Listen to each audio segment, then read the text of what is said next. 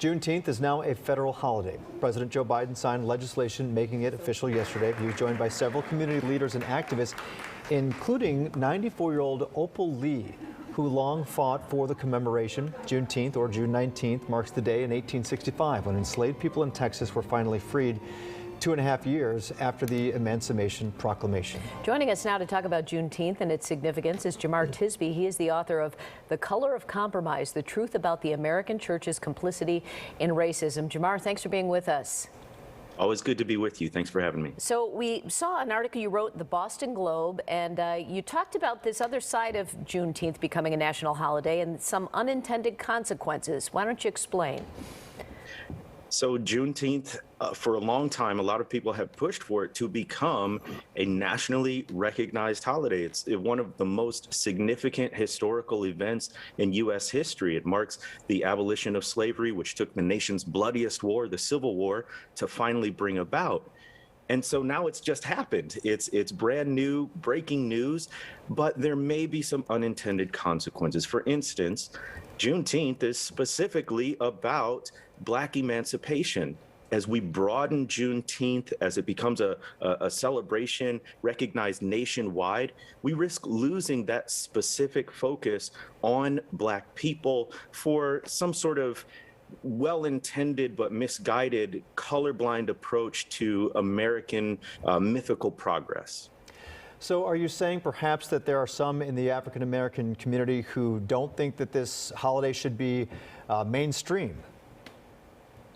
Yes, as you look at some of the commentary online and various articles that are coming out, there is a wide degree of varying opinions, and honestly, you can make cogent arguments for a lot of different ways to acknowledge Black emancipation. I saw one person online say, well, maybe it should coincide with the date when the 13th Amendment was passed, which actually legally abolished all slavery, because the Emancipation Proclamation was actually quite limited in the emancipation that it promoted.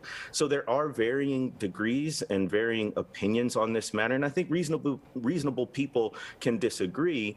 But what is the fact of the matter is it is now a federal holiday, and so the question is, how do we actually tell an accurate, robust, nuanced history around slavery, around the Civil War, and around emancipation? And that's what we need to focus our energy on.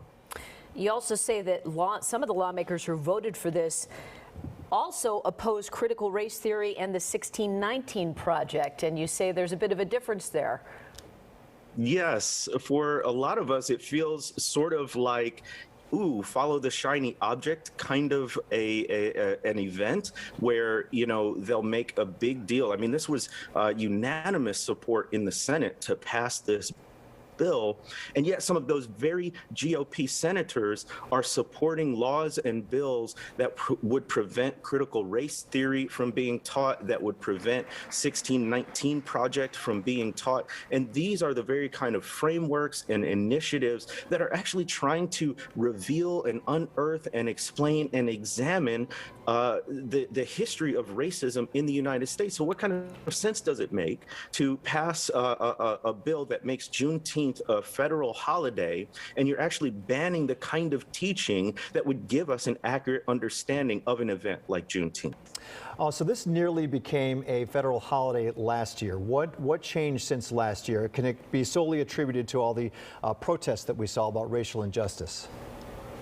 Well, this is another one of those things that we should not lose sight of when it comes to Juneteenth. Black communities have been celebrating this for a long time, especially in Texas. So this isn't new for Black communities. Also at the state level, many states were recognizing Juneteenth even before the federal bill was signed. My own employer, Boston University, had said employees were going to get the day off. And so companies and states were recognizing this. But yes, we have to look at the 2020 uprisings in terms of protesting against anti-Black police brutality, especially in the wake of George Floyd's death. There was this surge of commitment of states and lawmakers and organizations committing to racial justice, and the rapidity in which Juneteenth became this federally recognized holiday, I think is definitely tied to those 2020 protests. All right, Jemar Tisby, we appreciate you joining us this morning.